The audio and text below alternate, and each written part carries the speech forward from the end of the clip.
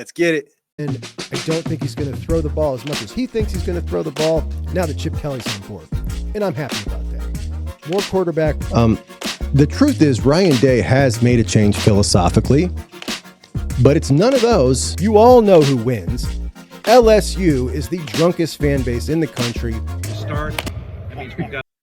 And welcome in. Thank you so much for joining me on a beautiful Wednesday. As Tuesday, 1 week after a visit to Georgia, 1 week before a visit to Alabama, and 2 days after a visit to Ohio State.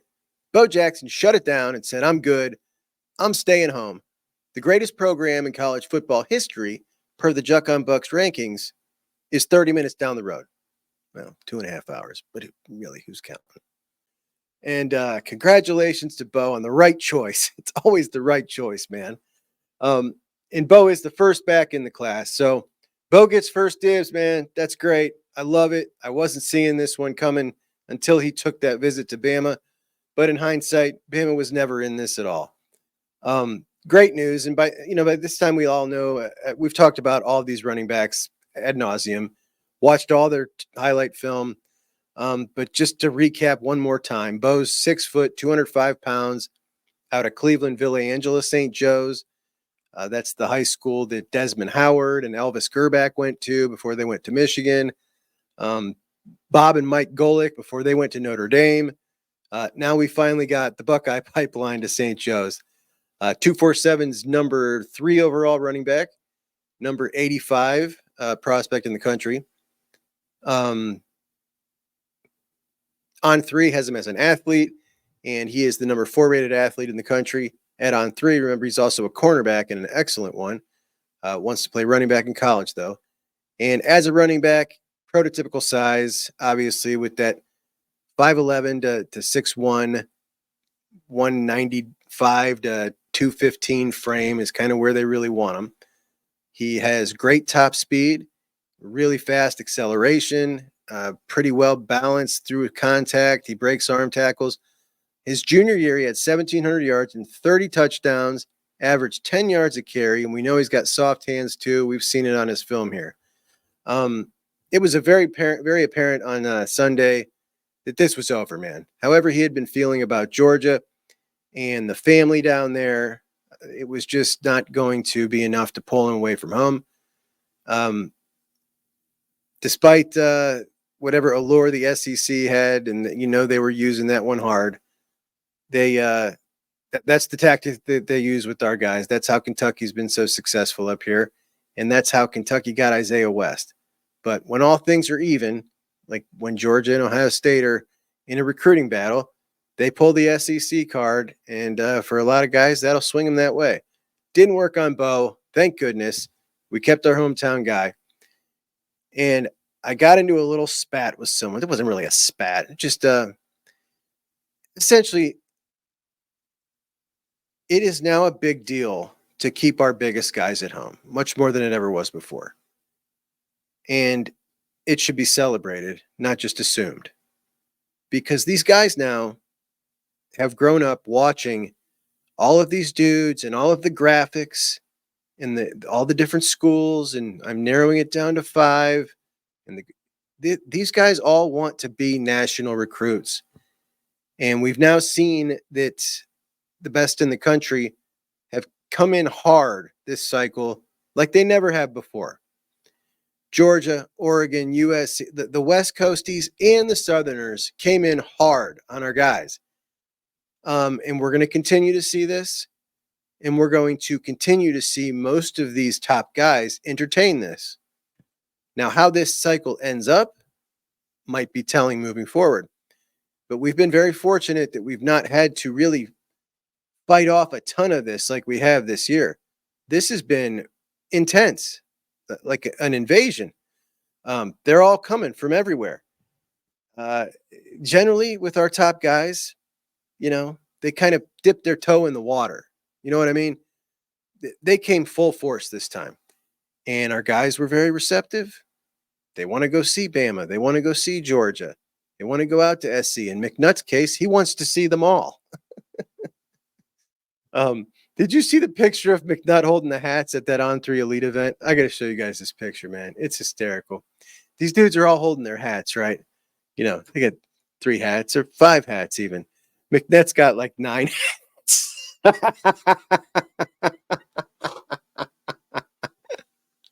Dude, tell me I got this picture. Oh, man. Yeah, he's enjoying the process, no doubt.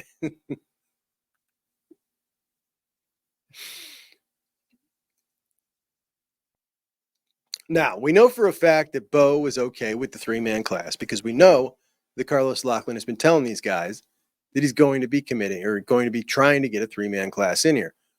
We know that Isaiah West is okay with a 3-man running back class because he said so much after he was offered when he came out and said, yeah, I'm good with it. The running back room is wide open. Jordan Davison has been a man of few words, and we have not heard much from Jordan Davison at all. I don't think I've ever heard Jordan Davison in an interview. Matter of fact, now that I say this out of my mouth, I'm going to have to go look that up because I have never heard him talk. But Jordan Davison is the number 247's number 13 running back. Isaiah West is their number 14 running back. Both are very good. And getting 3 running backs in this class would be absolutely stunning if it's those 3 backs of that caliber. Those are 3 starting running backs, man. I mean, high quality starting running backs. To bring them in one class would be fantastic. From a guy who, remember now, wasn't here for spring ball. Tony Alford started spring ball this year. And Loughlin came in towards the middle to the end. So there was 3 weeks, 3.5, 4 weeks there where these guys were getting recruited by Ohio State, by Ryan Day, by anybody because they didn't have a running back coach. And Carlos Loughlin walked into that, was able to keep those relationships up. He knew Bo. He knew Jordan Davison. Just kind of transfer him over to Ohio State. And then he went out, made some more offers, ended up getting with West. West wasn't going out to Oregon. West really loved it. Loved the offer from Ohio State. And I think that I know we're going to see West come in for his official visit next weekend or this weekend. And I think that this time next week, we're going to be doing this all over again. And then we're going to have 2 backs in the class. And then it's really going to be, okay, Davison, what's he going to do now? What do they got at Oregon in their class? He loves Oregon. He loves Ohio State. Oregon's got De'Aaron Hill. De'Aaron Hill is an athlete from Illinois, running back athlete. Fantastic. He's a top 100 overall player. He's higher rated than both those guys. And he is a little bit smaller, though, like 5'10 and a half-ish, 185, 190 pounds. Really fast. Jordan Davison's pushing 220. So 2 different kind of types of back that would pair off each other nice. Does that push him that direction? I don't know. But I do think he'll jump in. I do think Isaiah West will be in this class before Jordan Davison is going to make his mind up. So it's going to be interesting to watch it unfold. It really is. But either way, I'm incredibly impressed with Carlos Loughlin. I am incredibly happy with Bo Jackson. Just a nice guy. Just a nice young man. Fits in perfectly with the culture that Ohio State has right now. And I think he's really going to be happy he made this decision. So good for him. So are we, for sure. All right. So we got 13 members in the class now. We have 7 top 100 guys. And if we're looking back at top 100s, in 2021, we had 12 top 100s. That's enormous. That year we had the second rated class. 2022, we had 9 top 100s. 2023, we had 7 top 100s. 2024, we only had 4 top 100s. So way above the pace from last year. We're going to smash 23. We're going to catch 22 for sure. Can we catch 21 with 12 top 100 guys? I say, yeah, we can. And this time we're going to take the first overall class. And if we're talking about per player average, we're smashing everybody with this current class by beating the second place guy by a full point, which is huge. If we look back in these last 4 classes, we didn't finish a single one of those outside the top 3 in per player rating. We just always take a smaller class than the top 2 guys. We always do. This year, my hope is that's different, and I think it's going to be. And I think we're going to get that crown. And people want that crown now. I'm seeing more and more of it. But this class just fantastic. When you look at Devin, Naeem, Tavian up front, wow. It's just fun to look at. Carter Lowe, stud offensive tackle. Zahir Mathis and TJ Alford. Bo Jackson, London Merritt. Tight end Nate Roberts. Safety Deshaun Stewart. Wide receiver Des Jones, teammates from New Jersey. Cody Haddad and Eli Lee. I mean, whew, buddy. That is a class. All right, let's look at the top 5 here. We got Notre Dame. Notre Dame doing really nice now. They've kept up the pace here. They got 21 commits. Average of 91.01 is not the greatest. Oklahoma at number 3 with 15 commits, 90.35. Again, not the greatest per player average, but they really need some bodies there. USC with 12 commits, our Big Ten foe now sitting number 4 in a 92.30. However, if we look at their 2 5-stars, there's a decent chance they may lose one of them for sure. They may lose both of them. LSU with 11 commits, LSU is looking really good. That per player average is second in the country. Clemson at number 6 with a really high per player average, which is very impressive. Their last couple classes have been rated number 15 and number 16 in the country. So Dabo and the boys are bouncing back. Interesting. Interesting little tidbit. Another interesting little tidbit.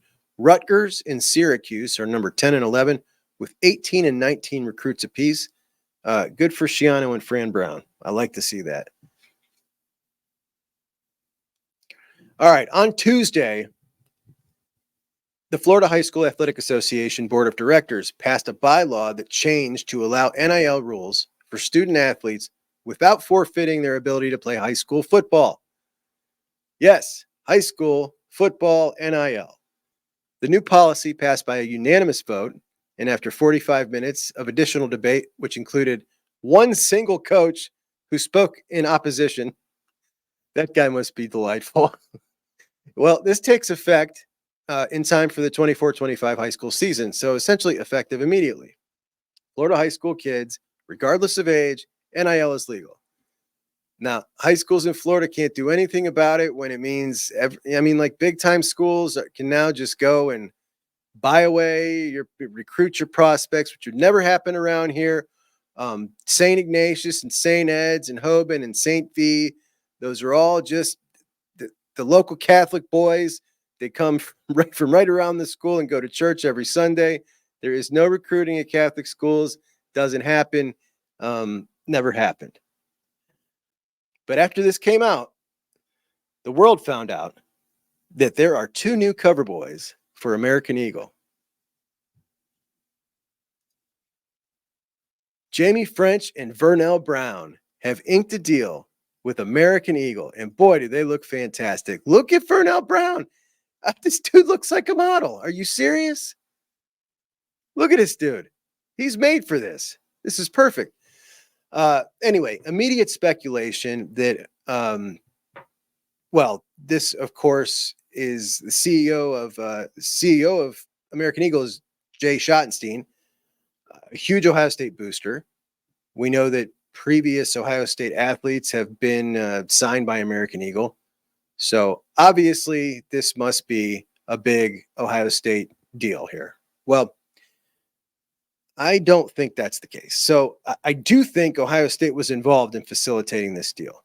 But I think that everybody forgot that it's not 23 or 22. We don't need to fake sign NIL deals for recruits anymore. We can just pay them. That's legal now. You're just allowed to pay them. Where in the past, we had to come up with deals and fake it. And if you could land a real deal, that would be all the better. But we can just pay him in a bidding war. And if we're in a bidding war for Ffrench, which I really don't think the Buckeyes want involved in for Ffrench, this deal isn't going to win the bidding war, because the deal that our star players got was worth $137,000 through the life of the deal for all four of them, and that was CJ, Jackson Smith and Jigba, Denzel Ward, and Travion. And they each got $137,000 a piece for their deal with American Eagle and DSW Shoes, or whatever the shoe company was. And these dudes aren't getting the same as those guys were. So if that's the case, then this is definitely not going to be the bam knife, like the dagger, like it's over now. That wouldn't be the case at all. And the other giveaway here, that this came out immediately, and I mean immediately after Florida made this ruling, which means this deal's been done, signed, sealed, and ready to roll. And they were just waiting for this to pass in Florida, which means this deal was worked on or done throughout the time that Jamie Ffrench has been flaking off this whole time. And remember, Jamie Ffrench just said he wants to get up, but he just doesn't, him and Brian Hartline are just really trying to figure it out, as though it's so difficult to get up before the season, but he wants to commit before the season. This changes nothing in my eyes with Jamie Ffrench. And there's a lot of people who think that this was some big, like, see, we got Jamie Ffrench. I don't at all. I don't think it changes a darn thing. And then people say, well, why would they do it? Well, everybody wins here. Everybody wins, regardless if Vernell Brown or Jamie Ffrench signed with Ohio State. American Eagle pumped this story out, got it pumped out by South Florida Express, by the way, immediately after this court ruling dropped, which is a big story in and on itself. This Florida high schools can now do NIL. And now you've got an immediate story attached to your company with, by the way, two amazing looking models. This story's everywhere. American Eagle wins already from hiring these two guys to do this. Those two guys win because they just made money and they got a cool sponsorship deal for a clothing line. And Ohio State wins if they facilitated the deal, if in fact they did, because they can point to that and say, look, we can get you anything. We can get you anything you want. We have access to this. We have access to that. Look at all the deals we've done. Like, this is just another, if they facilitate it, this is another check in their credentials when they're sitting down with somebody like a David Sanders or something. Like, yeah, you like that? These are the things we can get done at Ohio State. So everybody wins regardless of where they sign. And yeah, you can just pay guys now. This is not, you don't have to disguise it in a $100,000 clothing deal. And I mean $100,000 over the life of the deal. And Jamie Ffrench is looking for a lot more than $100,000 over the life of his stay at Ohio State. He wants JJ money, whatever that was. It's not that. So I don't think this changed anything. And I think we just all need to remember that you can just pay now. You don't need to disguise it in a deal. Anyway, he wants a Lambo. That's his dream NIL deal. And I'm not seeing any Lambo dealerships around the store, around the corner. But they got one around the corner from Texas, in Austin. Lambo Austin. I don't know. Is there one in Columbus? Is there a Lambo Columbus? You know what else? American Eagle has an athlete division where they have 4 other athletes, and they have a girl from USC or UCLA. They got an LSU track athlete. They've got several. Who else they got? What else did I see? They got a couple. A softball player from UCLA. They got a couple. This is not what a lot of folks are jumping to the conclusion that it is. I really don't think it is. So I could be wrong, but I'm not. But I could be. And if I am, I'll say I'm wrong. But Jamie Ffrench is still long gone, like long gone. And I want to tell you something, dude. Can you imagine Brian Hartline? We've seen how he acts when somebody goes and visits somebody else when they're committed to him. Now, Jamie Ffrench was never committed, but Brian Hartline just doesn't seem like the type to chase someone around who's pulling this kind of nonsense to me at all. He doesn't need to. Jamie Ffrench isn't even the number 1 guy on his board. Like, yeah, I just can't see it at all. I can't see it at all, but I can tell you this. If my comment section represents kind of the mainstream Buckeye fans' mindset on this, whoo boy, there are not a lot of people that like Jamie Ffrench, man. I've seen a lot of nasty stuff.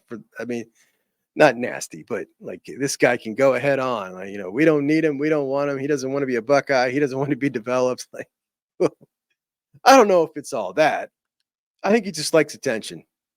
And we're dealing with a couple of them right now. We really are. We're dealing with a couple of them. But the system is such that if you like attention, you can kind of work it and get a whole lot of it. And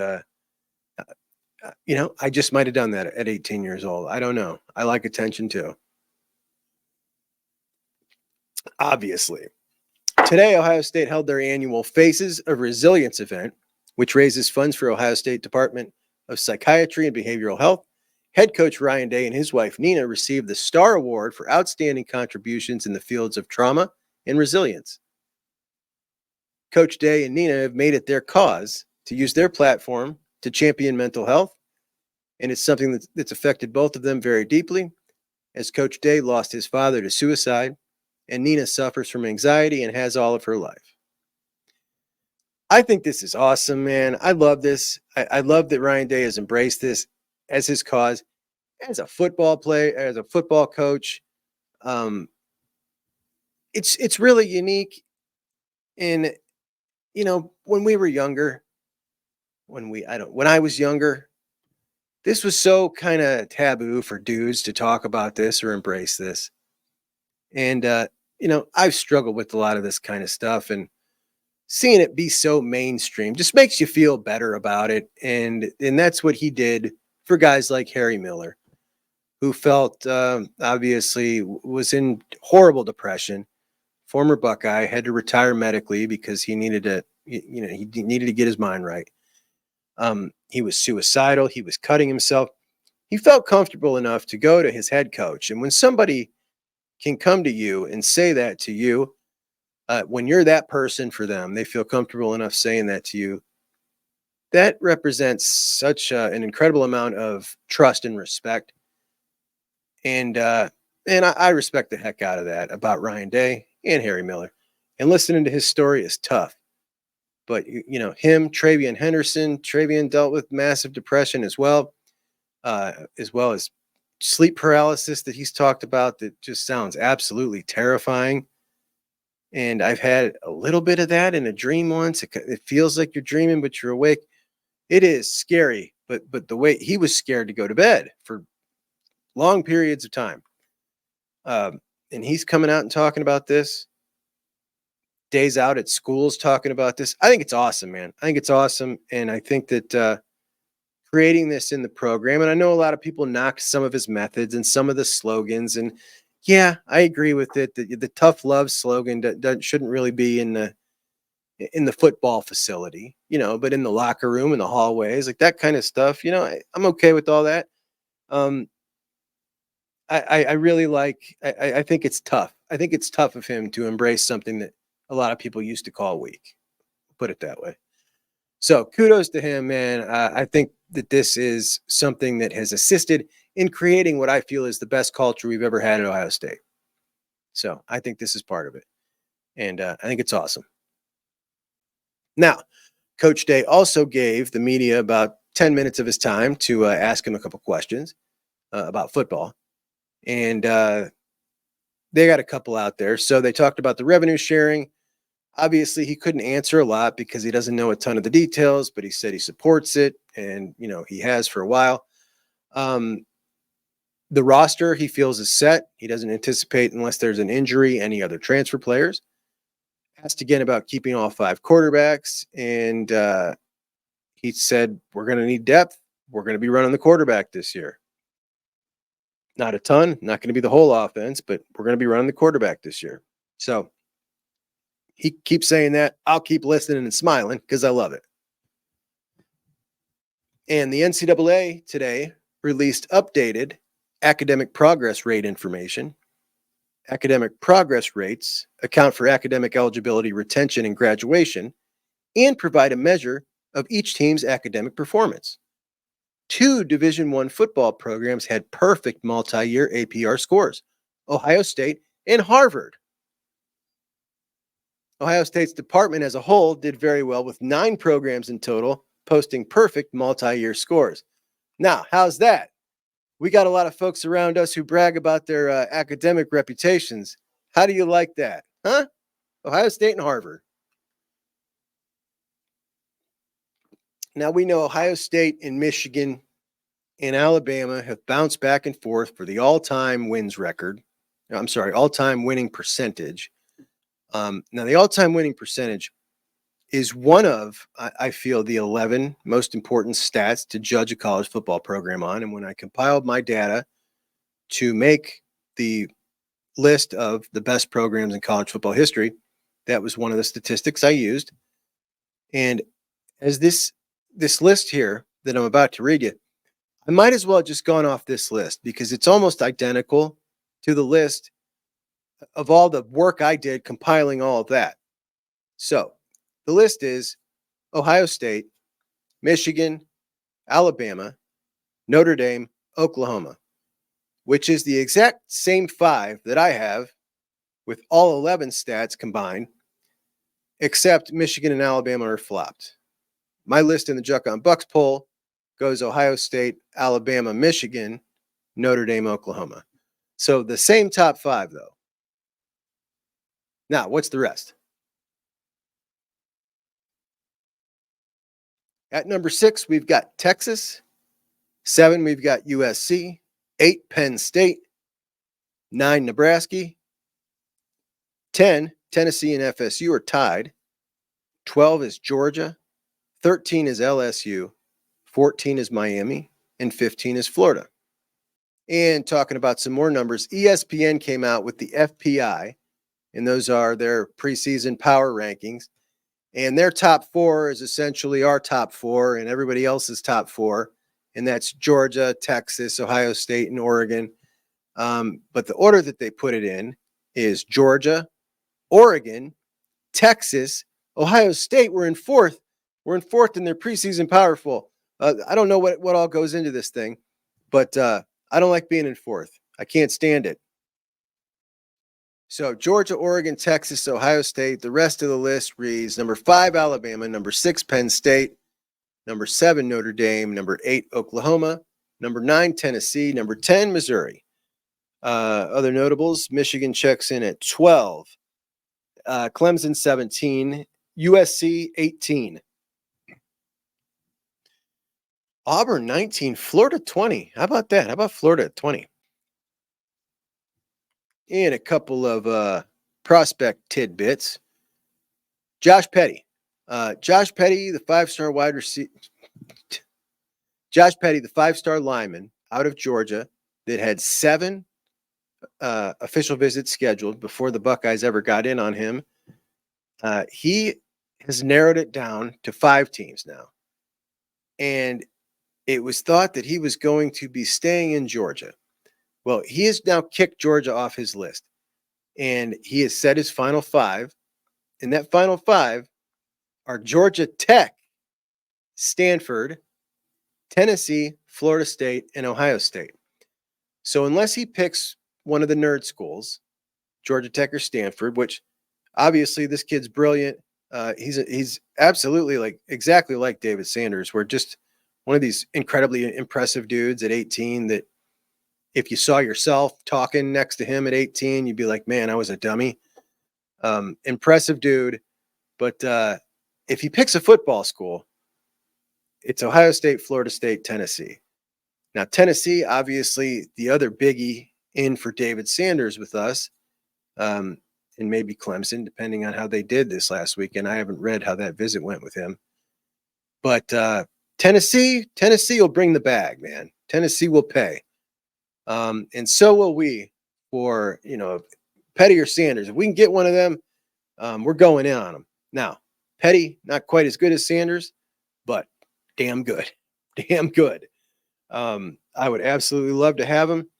I didn't see this really going anywhere because we got in so late, but the power of the Buckeyes with this current recruit is big, man. It is powerful, big time. Wide receiver Taylor Taylor from Illinois is a guy that was kind of in that pile of maybe that third tier. If we're looking at tiers for our wide receivers this year, I think you're looking at a single guy in tier 1 with Decorian Moore. In tier 2, I believe, is something like Ffrench and Vernell Brown and Quincy Porter. Tier 3, Taylor Taylor, Phillip Bell, and my favorite in that tier, Dalen McCutcheon. Dalen McCutcheon, really loved his visit to Ohio State. Ohio State is in the lead for him. Now, Taylor Taylor had his visit to Georgia. I don't feel like Ohio State's pursuing him very hard because he's just canceled his visit to Notre Dame, which was next week or this weekend. And it sounds like he's going to commit to Georgia. So that makes the odds more likely that the Buckeyes are going to get Phillip Bell or Dalen McCutcheon in that tier. And I like that. I like that a lot. Particularly if it's Dalen McCutcheon, that would be awesome. In tier 1, the man by himself, Decorian Moore, goes by Corey. I don't know, man. Who knows? I honestly think we're in it just as much as Oregon is, and however much that is, I don't know. But it's looking pretty good, I think. It's still, I'm still holding out hope there. I don't think that anybody's going to know until he decides. I don't feel like there's been, Texas thinks they got it. Oregon thinks they got it. I don't agree with them. I think we're still in this. For Vernell Brown, I think he's in. Quincy Porter, we're going to find out real soon here. Quincy's coming for his visit, and I think we're going to get a much better feel on where he stands. But Taylor Taylor, it sounds like, is going to be someone that we can kind of take off our list here.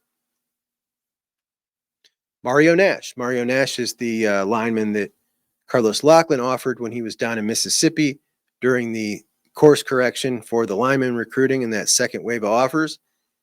And Carlos Lachlan was down there recruiting a running back, ran into Mario Nash. Well, I think he specifically went for Mario Nash as well. But he was there for the running back because he's the running back coach. But he offered Mario Nash. Mario Nash, 4-star lineman, really good lineman. I've heard another scout talk about him on a show, and he was raving about this guy. So he's a riser as well, and he will be at Ole Miss visiting, and then he'll be at LSU, and then Florida State, then Tennessee, and still talking to Michigan and Ohio State, taking his recruitment really slow, going to commit during the season. So won't be anytime soon until we have any kind of action or movement on Mario Nash. Let's get to a couple of comments and get out of here.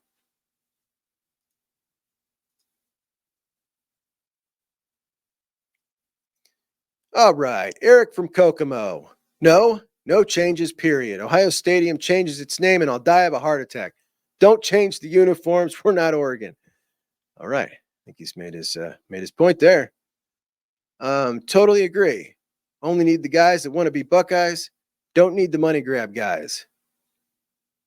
Bye-bye. We want guys who want to be developed and want to be Buckeyes, not put money in mom's pocket. And Robert Peterson, Ffrench doesn't want to be a Buckeye or his family. That's okay. He's not elite to me. Let him go to Texas. I kind of agree. I don't really feel like he is that elite. Mickey Hanna, I hope Cedric Works camps and we offer. Have you seen if Cedric is camping? Because the list I had, Cedric wasn't on there. Cedric is a like top 10-ish player in the state, defensive lineman, really good, a little slender, needs to put on some weight. He's an edge, and he's very talented, but he currently sits on the Buckeyes board behind the Damian Shanklin and Marion Dye and Zion Grady kind of level, right behind them. Now, it sounds like Damian Shanklin is gone. He's about off the board. LSU just blew his socks off. He's come out and said they're his leader. He's been enamored by the SEC for a while. Again, he's a kid out of Indiana. So sounds like this is coming down to Marion Dye or Ziggy Grady or do we pivot to Cedric Wirtz, or can we get both of them? We'll see. And okay, now this guy at the bottom, he says he loves the uniform. He loves new uniforms. We're tripping. We're not talking about new uniforms, buddy. We're talking about uniforms with patches all over them. They described it like NASCAR uniforms is what the Florida AD was talking about. That's what that looks like. So I made one for us to visualize. This is what the uniform could look like in 20 years if we don't say, no, we will not accept this. Okay? Say it with me. No, we will not accept this. And Dan says, I swore that picture of Feaster was shoot from Vision Quest. Now there's a trip back in the day, huh? You guys remember shoot. Now, what was more ridiculous? What was more ridiculous? You tell me. Michael J. Fox and Teen Wolf balling like a superstar, or Matthew Modine beating shoot in Vision Quest. I mean, look at that guy and look at Matthew Modine. Come on, man. Get out of here with that. All right, guys, that'll do me for it. Thank you so much. I appreciate you guys. Please give me a like today. Just like, if you don't usually, just give me one today. Just one time. Come on. Come on. Thank you. All right. Talk to you soon.